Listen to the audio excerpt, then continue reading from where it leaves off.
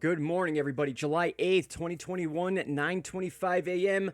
Big weather day going on. We got the East Coast taking its turn, each state one by one, with Elsa. Still a tropical storm right now as we speak, and expected to be even once it gets towards New York. We'll see if that happens or not. We'll see how the land interaction goes, but take a look at Texas as well. In fact, a lot of people saying, especially a lot of forecasters in Texas, saying that this is basically a tropical storm, just not moving as much as Elsa. And also, kind of out of nowhere, you can see on the 5-day graphical tropical weather outlook chart where we've been following Elsa, you now see the yellow X basically representing the possibility over the next 5 days of a cyclone. And I gotta say, I can't really disagree with the amount of rain that's being dropped. Corpus Christi, Ostwell, Port Lavaca, all these areas are absolutely underwater right now, and it has been this way even since before the real big peak part of Tropical Storm Elsa, which obviously took over headlines. It's very hard to tell the difference in some of these images because this is Texas right here, which looks like a coastal tropical storm or Category 1 hurricane is currently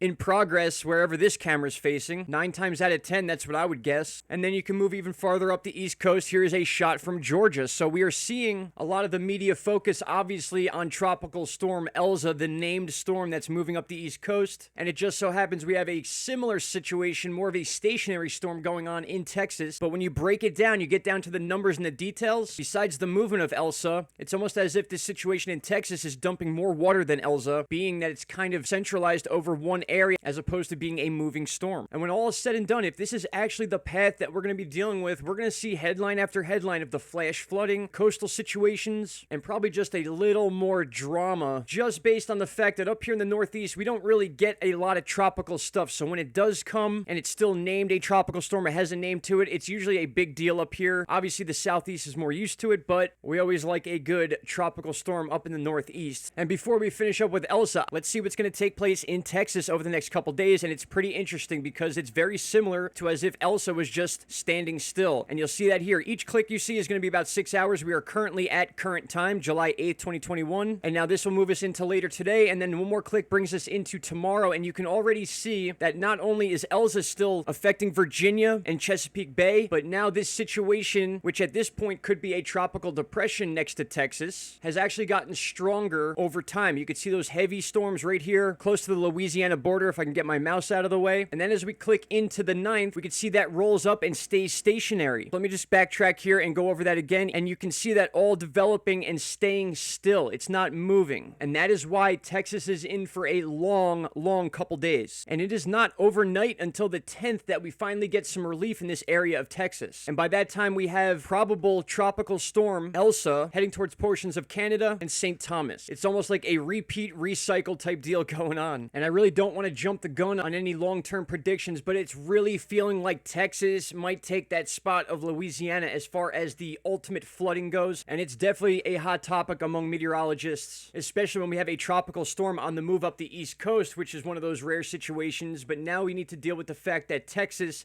is getting a lot more water than it's used to. So I'll continue covering that for you, as well as everything else going on around the world. I will be back later on. We're doing some work on the other channel, the Into Thin Air News channel. Don't miss out on that. You'll see it as it's posted. And don't forget the Twitter account at Into Thin Air. Thank you all so much. Have a great morning. Take care. Bye-bye. Stop right there, my friends. If you have not already, click that subscribe button, and don't forget to hit the bell icon. Click all, and you will get all notifications from this channel. And trust me, you won't be disappointed.